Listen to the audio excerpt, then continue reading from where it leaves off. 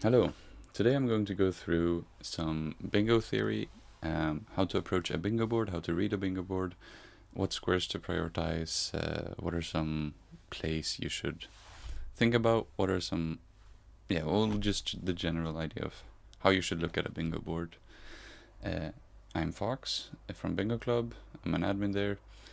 I will be using mainly base game, vanilla, uh, Scrum format here as a showcase.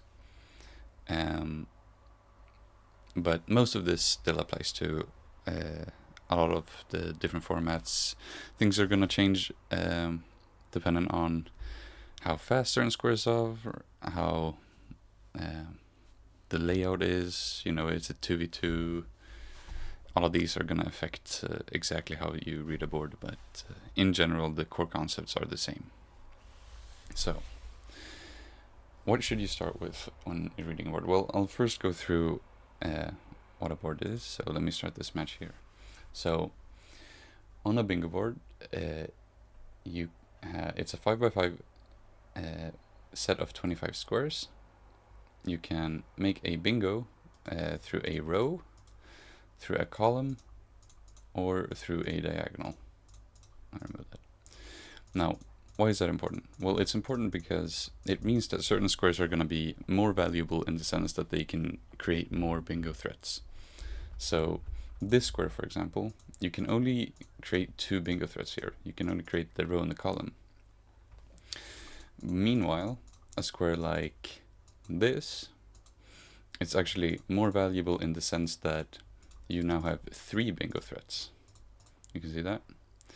And what's more is the center square actually has four bingo threats, right? So that's why the center square is always considered the most powerful square, and thus I would always recommend when you get a board, you should start by looking what is the center square, how important is it on this board.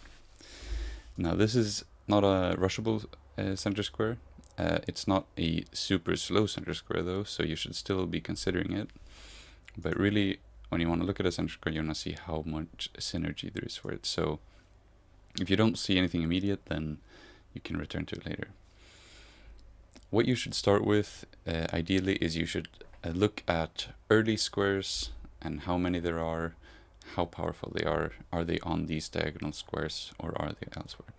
So the first thing I see is Limgrave Treasonal plus 0.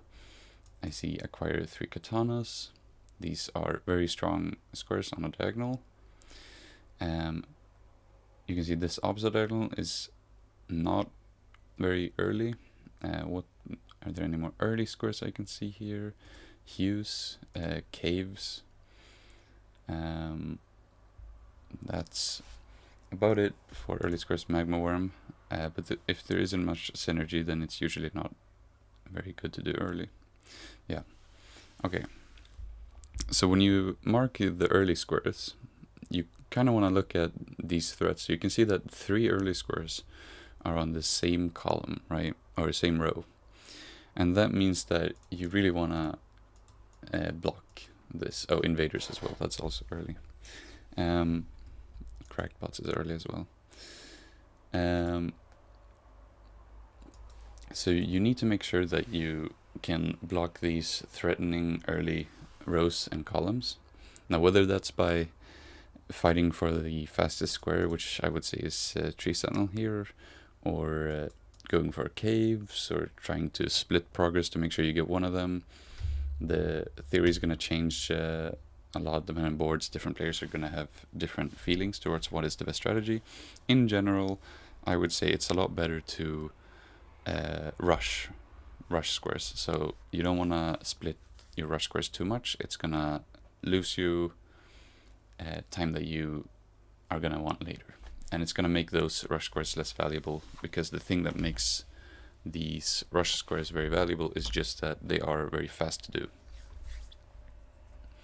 And so now, after you've identified rush squares, I would say you want to identify strong plays.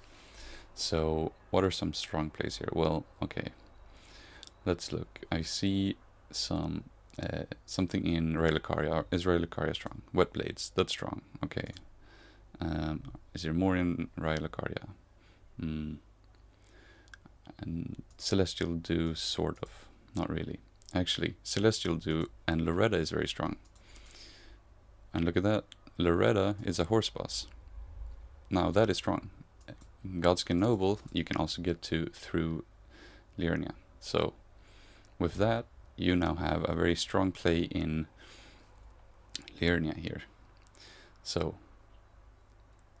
how would you go about that then? Well,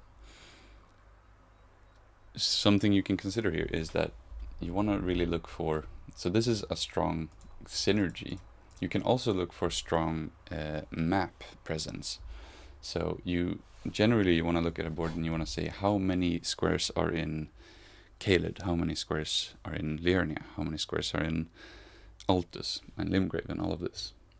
So there's presence in Liurnia with Loretta, with horse bosses, Liurnia square as in itself. There's wetblades, there's stops, right? There's Crucible Knights, sort of. Erdtree Outdoors. So I would say Liurnia is very strong. How strong is Altus? God's bosses is sort of Altus, sort of not when it's 3. Knights is sort of a Liurnia square, actually. Are there much more? I don't see too much in Altus, actually. Somber Bell Bearings. Apostle. That's about it. So I would say Altus is not very strong. Seals, sort of. Not really. How strong is Caelid? Well, Magma Worm can be done very fast early in Caelid. There is an avatar there, but I would say that's more of a Liurnia play. Crucible Knight Misbegotten Warrior do is Caelid. Hughes is Caelid. If you synergize this with Everjail, that can go well.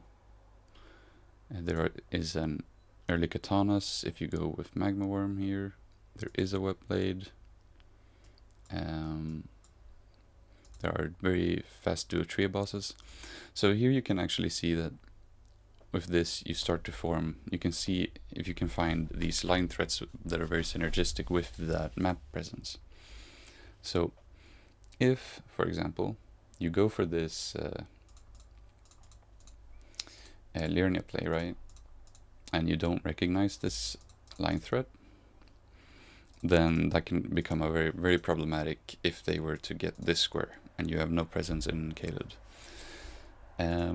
So you can see sort of how I was thinking there, looking at the sort of map presence. Now, ideally you want to do that a lot faster and you're not going to have as much time to spend thinking, but I'm kind of talking through my thought process here. So that's sort of the idea between the regional strength, and in base game that kind of translates into the same thing as synergy. I would say it's not the exact same. So synergy, I would more say something like, if I can find a good example on this board, I actually can't find a super good example here. Yeah. This is a clear synergy square-wise, where Loretta is a horse boss that directly contributes to that square. But something like Loretta and Celestial do is more of like a synergy in that, well, in this case you need to do Loretta to access that Celestial do. Or what's another good example on this board?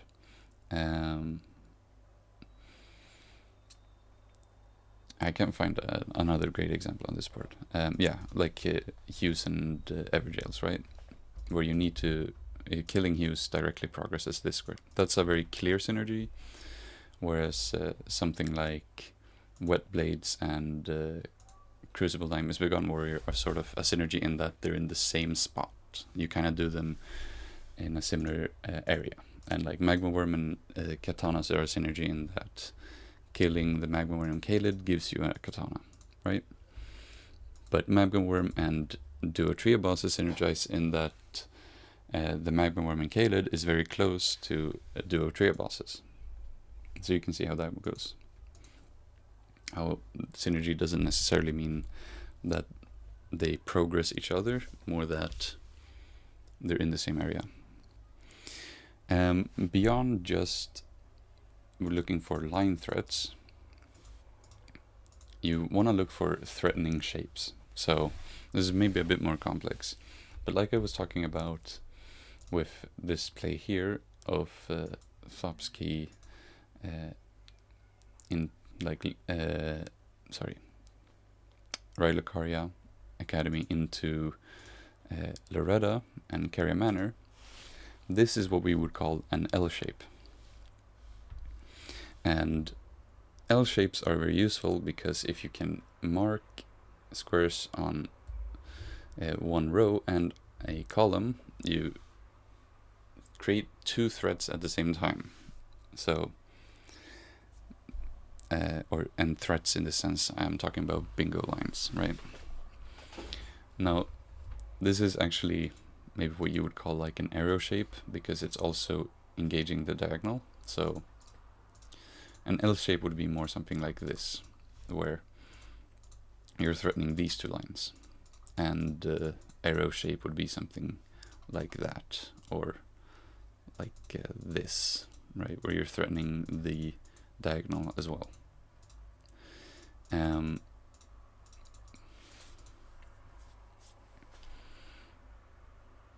So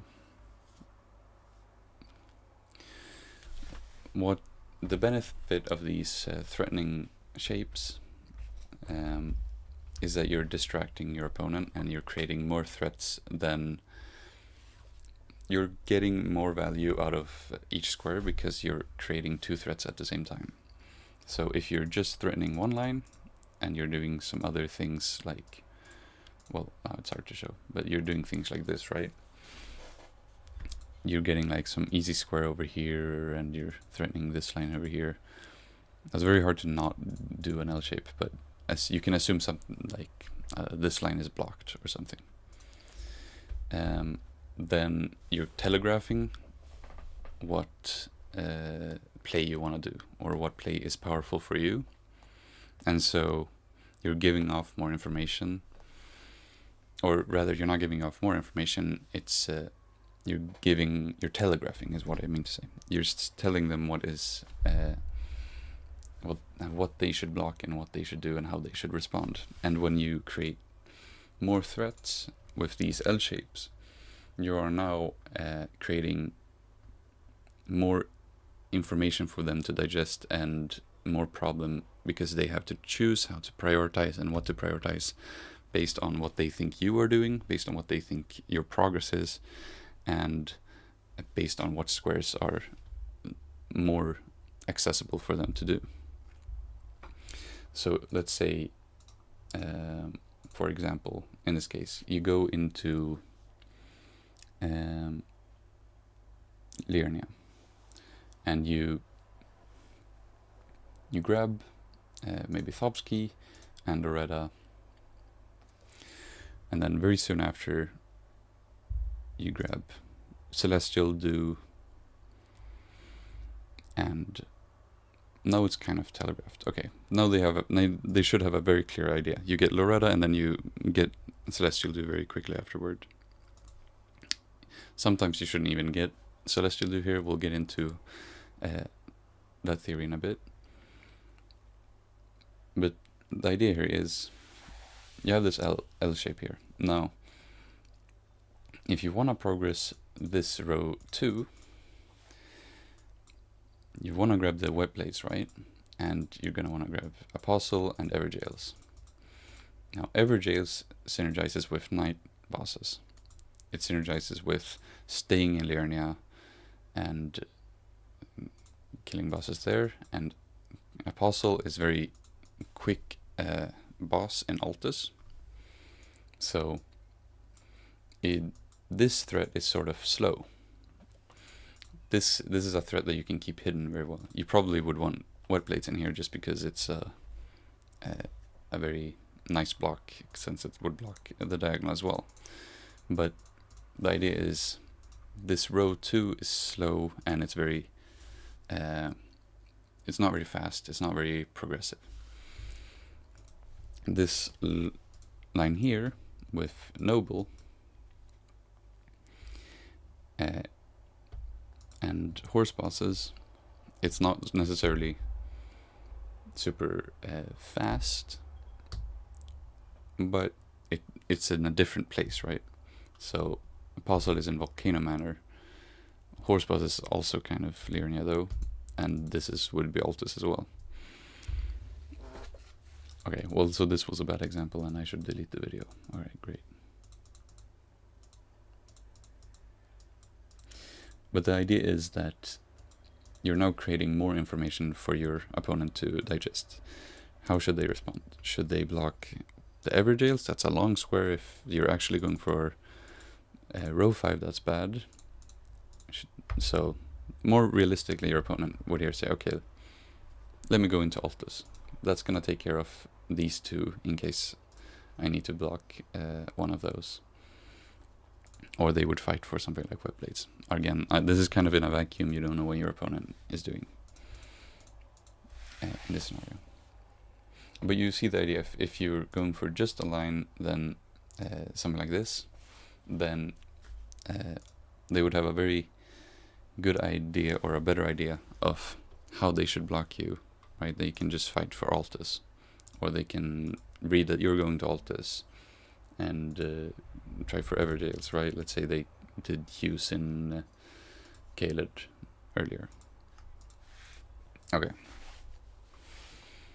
So that's the idea behind the threatening shapes of these L shapes and these arrows, where you're creating more threats than your opponent realistically can deal with, and it's creating more information to process. I wanted to cover some quick or some like common mistakes that I see as well with newer players, which is the first one would be not going for rush squares. So in this example that I had with the Academy and the Caria Manor play, there are no real rush squares on this line, right? And the issue is that if you go directly here and your opponent instead decides to go for this row 1, he gets Limgrave, he gets Caves, he gets Hughes, right? You can't just nilly-willy go about your plan because he's going to be able to bingo you beforehand, and you're creating a threat into something that he has the ability to, or that he wants as well. So the issue with not going for early squares is that these rush squares are very, very fast, and the time that you the time it takes to complete a rush square is faster than the time it takes to complete these later squares, even after being more set up, because they're further away, and they're just not as compact and not as quick. So you end up behind in the sort of in majority. You get less squares for your time compared to these early squares.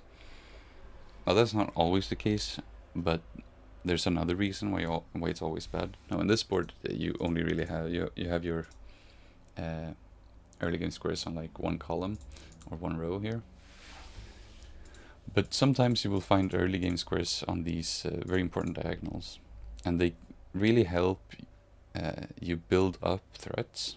If you having presence on the boards helps you build up threats. If you don't have any squares, then you're not pushing your opponent into anything, and it's going to be a lot harder to read what exactly your opponent is doing. So the advantage of having these early game squares is that you can build pressure with them. So marking Limgrave to Sentinel can help you pressure this row 1 that would make your opponent respond with like Hughes, right? And now you have information about your opponent. And if instead your opponent is marking this 2 and you're not responding, and then they get Hughes after like 10 minutes, Well, you have very little information about what exactly they're doing. Are they going to leave this line? Are they going to push it? All of a sudden, you might be going for noble, thinking they're doing invaders, and then they mark apostle, and now your whole idea here is shattered because they've blocked your line, and they're gonna get the other altar square in your other line, right? So the importance of going for these rush squares is that it helps you build lines with your squares, and they're just faster. Even with an upgraded weapon, the rate at which you can mark squares in the early game is faster than the rate at which you can mark squares in the late game. That's maybe not as true for this format because it's very fast, but the principle is still there. Or some other things. Another common mistake is not setting up a weapon. So it's continuously going for new squares when you're at a +0, at a +3 or something. Taking that time after those initial squares to set up a weapon is just gonna really, really help your ability to respond to threats and make your gameplay faster in the later game. And a lot of times people will just go from one square to another because they think they don't have time to set up their weapon. But it just ends up with them taking longer to do the square. And especially if you never get a break, it's better to give up a very important square sometimes to make sure that you can respond accordingly to the upcoming squares.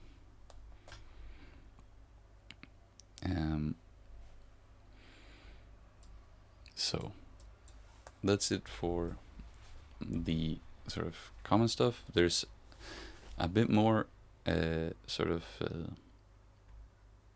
guess you'd call them a bit more advanced strategies to use in when reading bingo, although they kind of require having opponents show up properly. But the concepts I wanted to go through was using information and hiding progress and holding priority. And those two last one are similar, but they work differently. First off, using information. So how do you use information? I'm specifically referring to the information of your opponent. So when your opponent marks a square on the board, that's information you are given about what they've been doing. If your opponent marks three putrid avatars, that's information about how much time they spent or what they spent their time doing in those 10 minutes, example, that it took them to mark that square.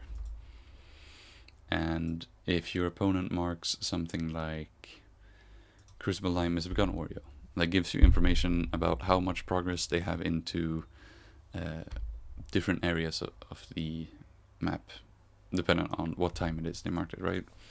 So if it's very early into the game and they mark Hughes, like 10 minutes into the game or something like that, that should give you information that they're not in Liurnia and that they're not progressing maybe squares such as Thops, right?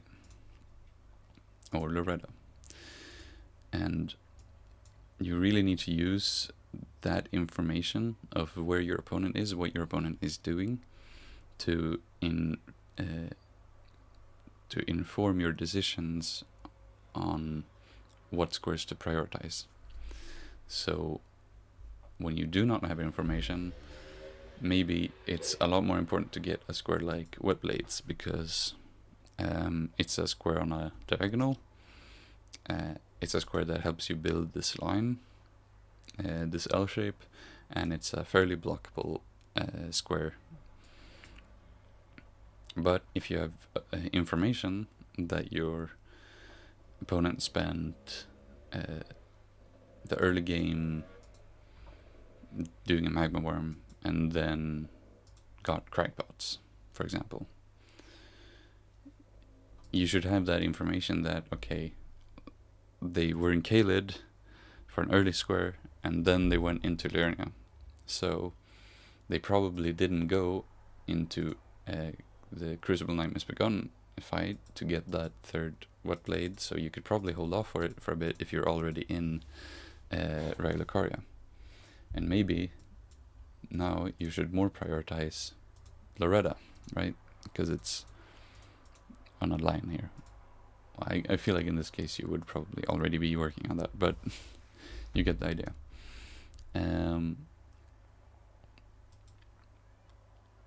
Yeah.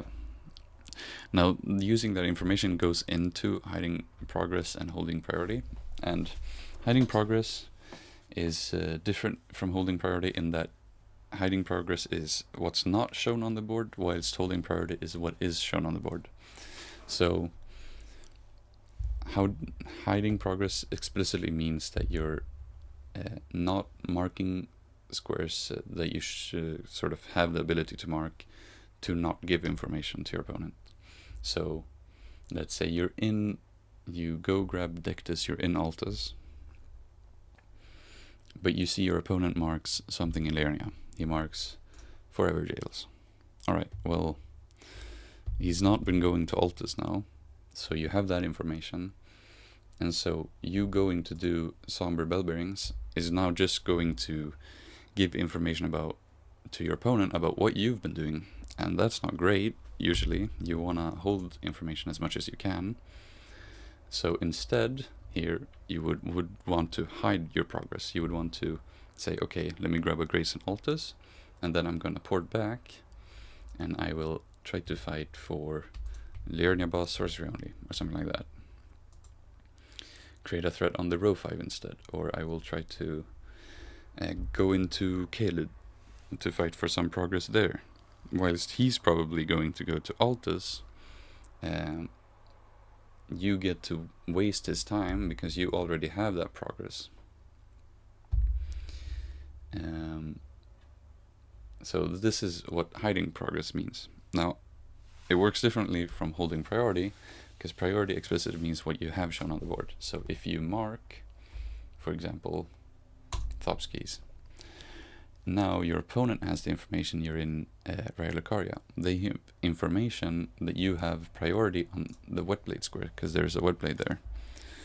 So you can use that information about your priority on this square to sort of give you a free square that you haven't done yet, in that your opponent knowing that you have advantage on this means they're probably not going to challenge you on it, so you shouldn't be prioritizing doing that square yet, because your opponent is not going to be worrying about it.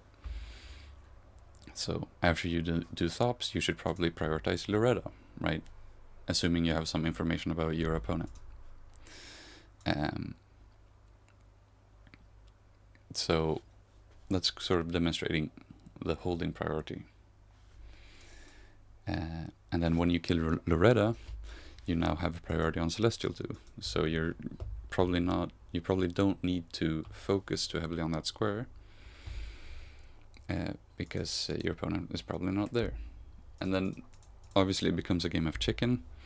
You shouldn't respect priority too much, because then you limit yourself to what you can do and you are playing into your opponent's hand too much. But you shouldn't be challenging every priority, because then you are just doing the progress that your opponent has already done, and you're losing time in that way, especially if you then get sniped. So you will often hear terms like hidden progress be used in DLC more as squares that could be done from depending on different locations, and in base game there's not so much of that stuff. Hiding progress more means being quiet on the board, not marking stuff. So and in terms of holding priority, hiding progress, using information, all of that is just stuff that's going to become more comfortable the more you do it and the more you play bingo. Hopefully this was a useful video. I know it was kind of rudimentary. I just kind of went through one board here. You can also look through the Bingo Club matches to hear people talk about strategy and synergy, and especially in DLC we have a lot of matches. We have some base game matches as well, but mostly just the finals and semifinals of some events. And you can go back and watch those and hear how people are talking about the board. Alright, I hope that helped, and that is all for this video.